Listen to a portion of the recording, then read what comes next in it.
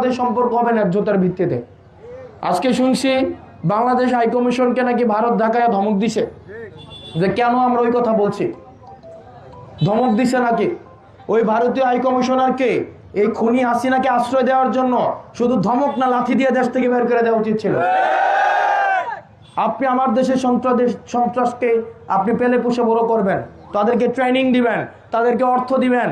অন্তত 30,000 আওয়ামী লীগ কর্মী আছে পাসপোর্ট এবং ভিসা ছাড়া ভারত আশ্রয় দিয়ে রাখছে, রাখে নাই?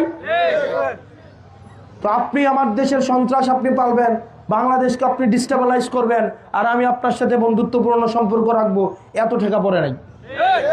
এই ভারতের যে সন্ত্রাসগুলো কদিন পরে পরে আমাদের দেশে ছেড়ে দেয়, ছাড়ছে কি না? ছাড়ছে না?